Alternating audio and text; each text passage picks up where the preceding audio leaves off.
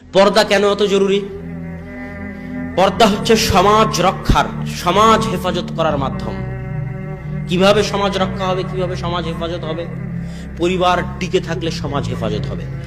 পরিবার টিকে থাকা মানে বাপের পরিচয় জানতে পারা।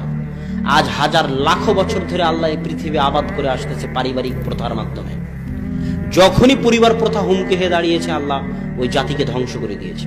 আপনি যান জর্ডানে, যান জর্ডানে একটা সাগর আছে, তার নাম মৃত সাগর, ডেড সি। ওই সাগরে মানুষ ডুবে না কেন? ওই সাগরের মানুষ এক সময়, ওই সাগরটা একটা শহর ছিল, শহরটাকে আল্লাহ এইভাবে উল্টিয়ে দিয়েছেন। ওই শহরের নিচ পিঠে, তল পিঠে যেটাকে আল্লাহ উল্টিয়ে দিয়েছেন, ওই পিঠে একদল মানুষ বসবাস করতো, যারা এত বেশি জেনায়, ঘৃণ্য জঘন্য যৌনাচারে লিপ্ত থাকতো যে পরিবার প্রথা বন্ধ হয়ে যাওয়ার উপক্রম হয়ে গেছে। জেনা বেশি হলে পরিবার প্রথা বন্ধ হয়ে যায়। জেনা বেশি হলে জারদ সন্তান চলে আসে, জারদ সন্তান আসলে বাপের পরিচয় পাওয়া যায় না। জেনা যত বেশি হয় তত সন্দেহ বাড়ে। আপনি আপনার মায়ের উপর সন্দেহ করে ফেলে দিবেন, আপনার বাপ তার নিজের স্ত্রীর উপর সন্দেহ করবে যে পেটের এই সন্তানটা আমার পক্ষ থেকে না আরেকজনের পক্ষ থেকে, আল্লাহই জানে।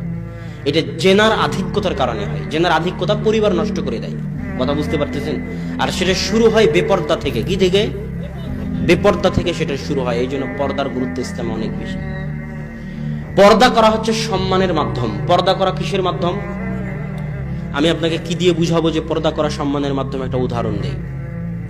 আদম এবং হাওয়া আলাইহিস সালাতু ওয়াস সালাম, তাদেরকে জান্নাতের একটা গাছের ফল খেতে নিষেধ করা হয়েছিল। সেটা কি জানেন? জানেন তো যে একটা ফল খেতে নিষেধ করা হয়েছিল। ফল যখন তারা খেলো, তখন তাদের গা থেকে কি খসে পড়ে গেল? পোশাক খসে পড়ে গেল। তার মানে উলঙ্গ হওয়া একটা শাস্তি, আর গায়ে কাপড় থাকা, পর্দা থাকা একটা সম্মান। কথা মনে হয় বুঝাতে পারলাম না। বুঝাতে না পারলে আমি ব্যর্থ। কথা কি? কথা হচ্ছে যে আদম এবং হাওয়া আলাইহিস সালাতু ওয়াস সালামের গা থেকে যে পোশাক খুলে পড়ে গেল, এটার দ্বারা বোঝা যায় যে বেপর্দা হচ্ছে শাস্তি আর পর্দা হচ্ছে সম্মান। এই জন্য ওমর রাদিয়াল্লাহু তাআলা আনহুর যুগে দাসীরা যদি এইভাবে মুখ ঢেকে থাকতো, দাসীরা যদি এইভাবে মুখ ঢেকে থাকতো, তো ওমর রাদিয়াল্লাহু তাআলা তাদের মুখের কাপড় খুলে দিতেন টান দিয়ে। যারে তুই দাসী, দাসীর কোনো পর্দা নেই। পর্দা তো করবে সম্ভ্রান্ত বংশের মেয়ে, উঁচু বংশের মেয়ে, স্বাধীন বংশের মেয়ে।